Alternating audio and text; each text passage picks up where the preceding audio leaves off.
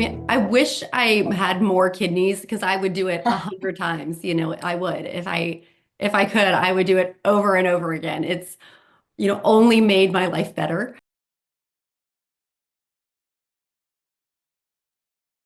I understand, when people are considering donating a kidney, it is a major surgery and it isn't for everyone. But I think there are so many people who consider it and then are maybe intimidated by it. And I wish people would know that, it is, while it is a major surgery, the recovery was a breeze. It really was. You're sore, obviously, at the incision site and maybe a little tired. I mean, you just had surgery, but the recovery is not as bad as I think people have in their heads. Um, and you have so much support from APKD and the transplant center that it's definitely something I would encourage people to not be intimidated by it or discouraged. Reach out to the transplant center. There's no commitment, you could reach out to get information. You can go through all of the testing to become approved and you can change your mind. So it's not something I think if somebody's interested in doing it, they really should pursue it to find out, get more information. I think it's so easy to just have it in the back of your head that this would be something that would be nice to do one day. Well, why not make that today? At least start that process. I have, I feel no different than I did before the surgery. There's nothing I can't do now except for donate a kidney that, I couldn't do before. I'm healthy and, nothing has changed, physically for me. It has only like made my life better. I do a lot of the hit, physical, the boot camp style classes, which I still do. Probably not enough. I should do them more. A lot of like walking the dog, but I've never been, an athlete, so to speak, but, definitely still able to do just as much physical activity as I was prior to the surgery with no change. Yes, I mean, I hate to say it, but because I know not everybody has it easy.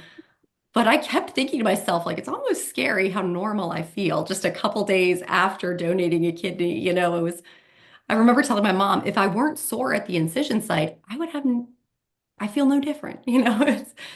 Yeah. So it was almost scary how you can lose an organ and just not feel, like you're missing an organ. Yeah, exactly. And I guess, that makes total sense why the approval process is so stringent, because they want to make sure that you have no symptoms of only having one organ. They want you to be able to live a full life. So Yeah. that I understand why they make you do so much testing.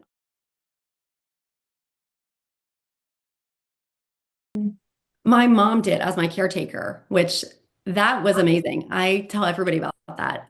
And I'll be honest, I thought it was kind of a scam at first because it seemed too good to be true. Yeah. We're going to send you this. And if you have, we're going to reimburse travel costs or meals or lodging. And I was, I was just so taken aback. And I was like, well, what's the catch? Like, what's the cost to us? And she was like, oh, there isn't. You just submit your receipts. And I was like, I couldn't believe that's all there was to it. So, I was fortunate that I live, 15 minutes away from the hospital. So, finding my work, I have, unlimited time off, things like that. So I didn't need to use it for myself, but my mother was going to be my caretaker, and she was traveling from DC down to North Carolina for a few days. And so she did. And we were both kind of saying, well, we'll submit these receipts and see what happens. And sure enough, like a month after surgery, my mom received a check in the mail. It was amazing. And it really helped. And even though we were fortunate that, I didn't need as the donor, to be reimbursed for time off of work or travel expenses. I could absolutely see how somebody who didn't have a job that's as flexible as mine, how that would be a huge barrier. Because you are at the hospital all day for your evaluations and then, clinic days when you need to go give blood and have different things done. I mean, it's time consuming. So absolutely, hourly workers or people who would need to find childcare, things like that. I can absolutely see how that would be a barrier. And so it's awesome that the donor protection program, has that forethought and, helps make that not an issue for people.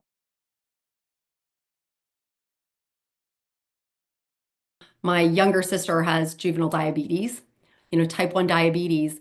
And I know that she and I are not a match. She has a different blood type. But so for me, when I was thinking of donating, I was thinking, well, what if one day Lauren needed a kidney? And then learning about that kidney pledge, it was like, well, yeah, there really is nothing holding me back now. I can give that priority to her if need be. So I think that's awesome. And I think that's something huge for donors to know is that you have built-in safeguards like that. You have, even though it's rare that you would need a kidney, you've already thought that far ahead. Yeah. I mean, I'm sure, especially if you have children or, anything like that. Well, what if a kid needed one, and this is just such a great way to, again, there are no negatives. But yeah, like I said, only been a net positive for me and my family. Do it again if I could. Being able to get to know other people who, our paths would never cross normally. We had the best time. And we were just thinking, this is amazing that a kidney donation has brought us like new friends and, Yeah. it's like an awesome community of people.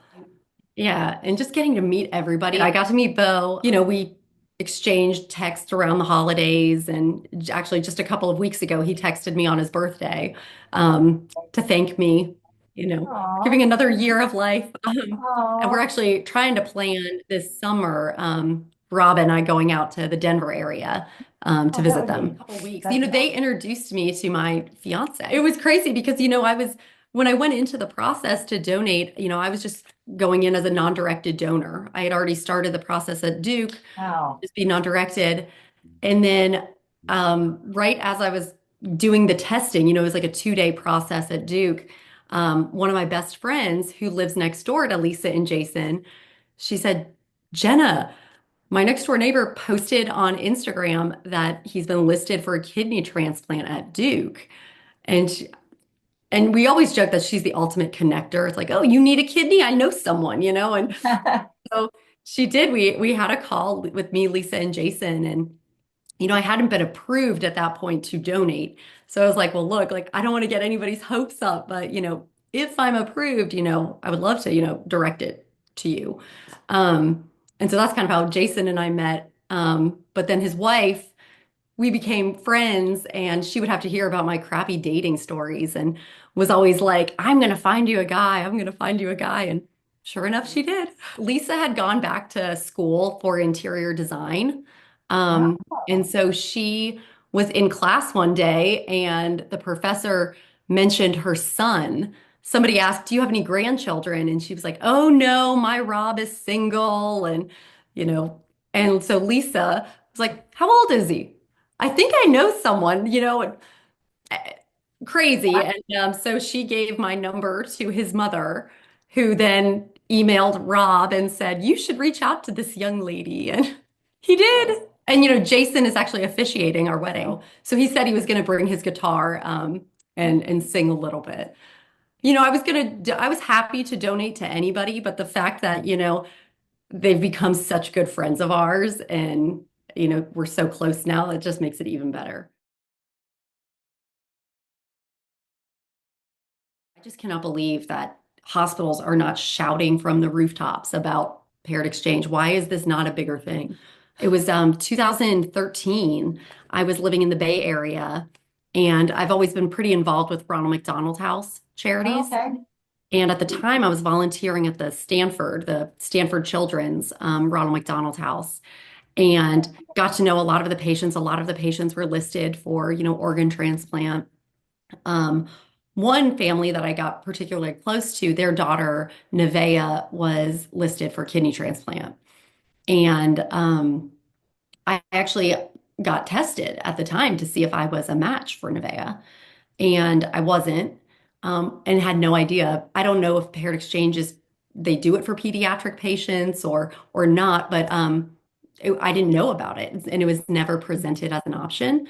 Mhm. So I kind of just put it, oh, I was bummed, that I couldn't help, but kind of put it aside, but always kind of thought I'd like to do that.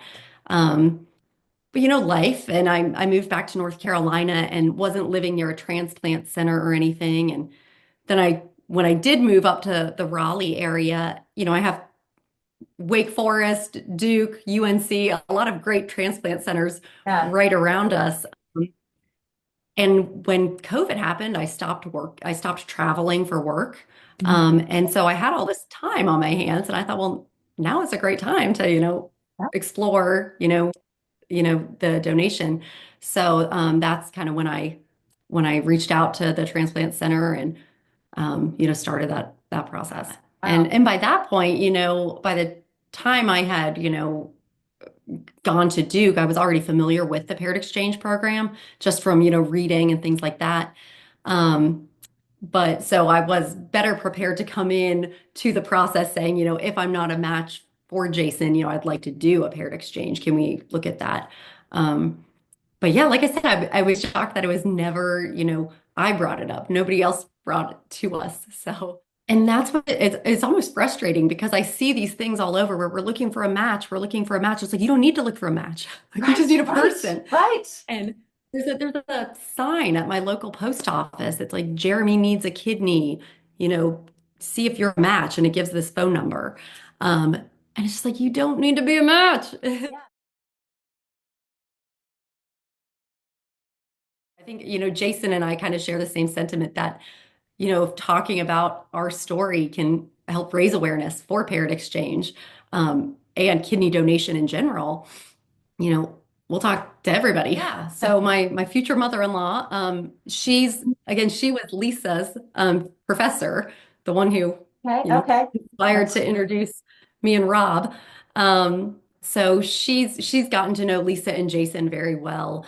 The same as us. And, when we got back from Ohio in November, she could just tell. She said that, we had it's such a light is what she kept saying, and just talking about the great things that the organization is doing, to get people kidneys, to save people's lives, but more than that, not just the paired exchange program, but some of the other programs that I know Sue is working on. It's kind of going beyond just matching people. It's that long-term success and how to get people who are denied on the list. And so when we were telling Jane about it, she was saying, I'd like to, she's a philanthropic woman, anyway, but she was saying, this is an organization I think, I would definitely like to support. Um, and it's definitely not something I think we ever saw on our bingo cards, being, supporters of kidney transplant, kidney donation research and all of that. But, we're so glad it is now.